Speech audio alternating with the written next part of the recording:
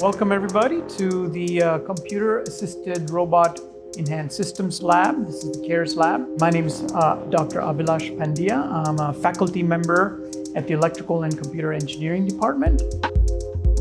The main projects that we have going on here are the Da Vinci system, and maybe I can walk you over there. Yes. I am thrilled to see this in person.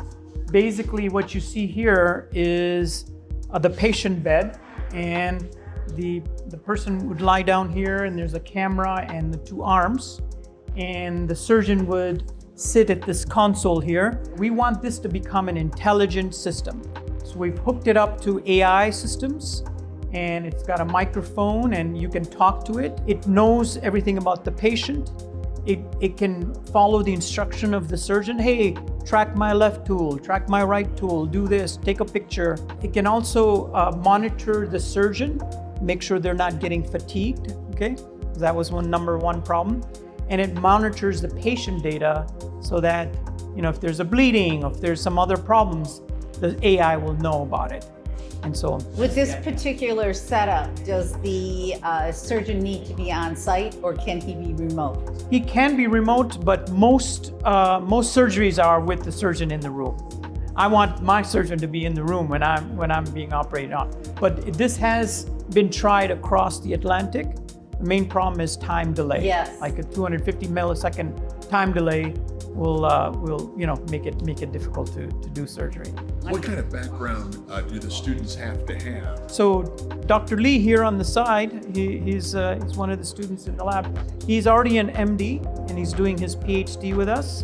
MD, PhD, so he's learning programming and electronics. Samantha is a PhD student in biomedical engineering, and so she's also working on various robotics types of projects. They're taking my class, so this basically it's a class project that for the elderly.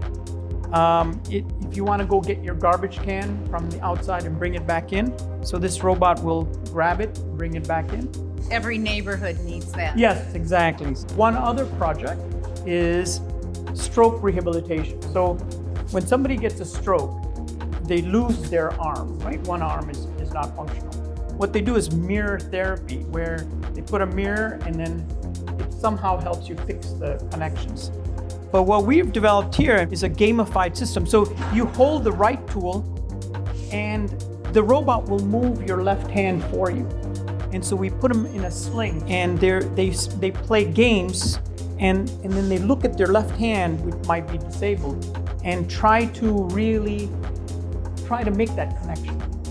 One of the students, Josh, he helped us with the gaming programming. He says, I cannot leave this place. I'm working day and night on this. I know I'm helping somebody. And I'm like, my job is done here.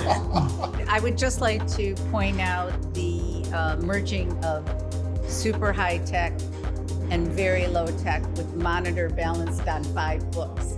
That's about knowledge. That's knowledge.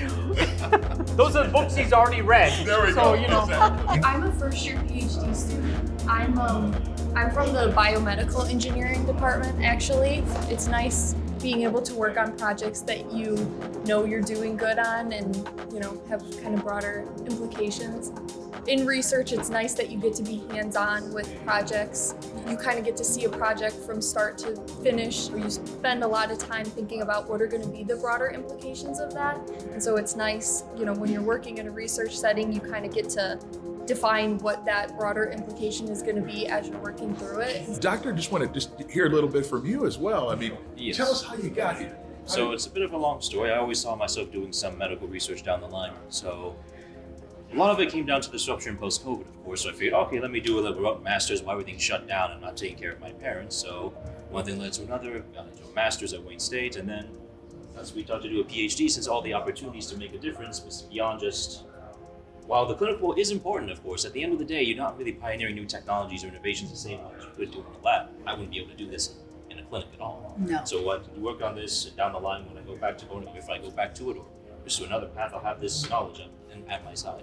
He's already a good programmer, but he's learned PCB design, he's learned electronics, he's learned how to integrate, vibration sensors, and so he's learning all the skills of the engineering side too. Yes. So Say of robotics, you wear many hats. Yeah. So Sometimes- you created that?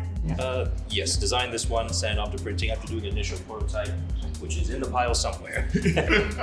I can't stop smiling. I have had family members that had stroke. And yeah, yeah, the description that you're using is wonderful. yeah. Right side for my aunt and left side for her mother. And I can imagine a technology like this waking up that in them could have been absolutely life-changing Yes. for them. This is, I'm glad you're here. Yes,